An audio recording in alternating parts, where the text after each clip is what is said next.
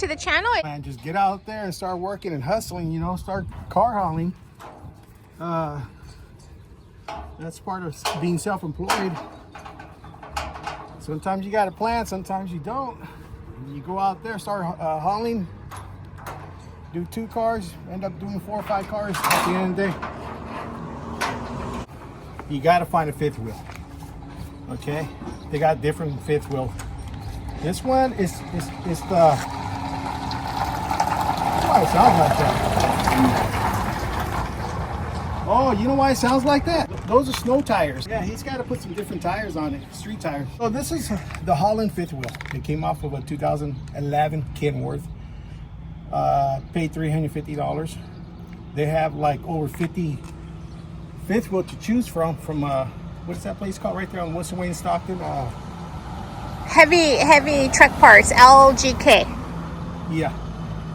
So for about 3 months, I kept going back looking for the right 5th wheel. I actually wanted a aluminum 5th wheel, but they were too expensive. They're too hard to find being used.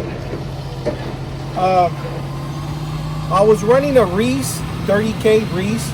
Wasn't happy with it. I thought it was, I didn't feel too, because the Reese, they have like a thick leaf spring under here. And what that does, the 5th wheel goes like this. So when I'm picking up a car in a full load in San Francisco with the Reese 5th wheel, and I got to make a sharp turn, I could feel this right here just kind of moving like this. It wasn't stable.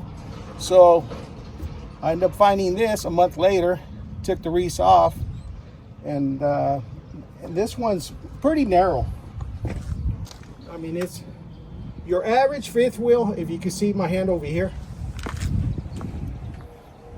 your average 5th wheel is from here to here.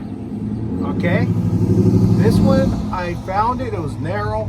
I'm like, you know what, I don't need a big 5th wheel off of a semi truck. This is perfect, even though it came off of a 2011 Kenworth. But yeah. So where did you get all of this to mount it?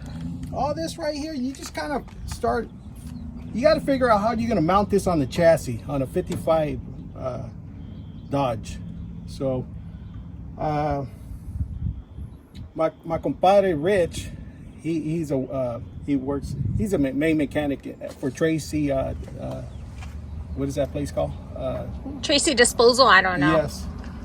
So he gave me the idea of how to do this, and I didn't want to go too high on it because I want to keep it like this. Is, to me, this is the perfect height, because if you go that high, you're limited to yourself on the kingpin over here. See, I got. So anyway, I think this is the perfect height. You got to figure out what material, what steel to use whenever you get ready to mount the 5th wheel on your truck. You got to know, you got to center it right here in the middle of the pumpkin. And I get comments like, why didn't you like get a slider? I say, I don't need a slider. To me, this is perfect where it's at. I mean, yeah, I could have went forward more,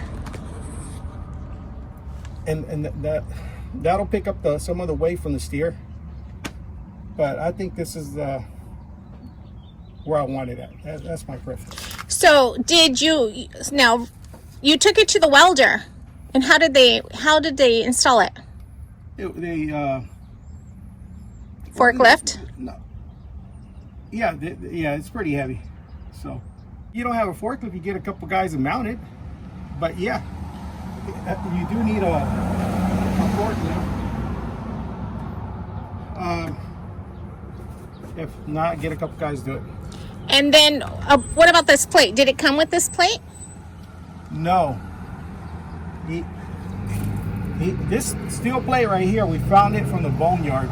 She's got a boneyard right there, and it's a certain thickness on it. It's pretty thick. It hasn't really bent, and I noticed a lot of what a lot of the guys do. They weld like a square tube right here, and or this way, that'll keep it from bending. But if you look at it, it's still straight. Okay, even if it might have been like a little small. I mean, it's not super straight, but it's anyway. Answer your question? Yes, Okay. yes. All right. So yeah, he had this installed on his kingpin in order to make it more secure. Yeah. Okay. Got it. All right.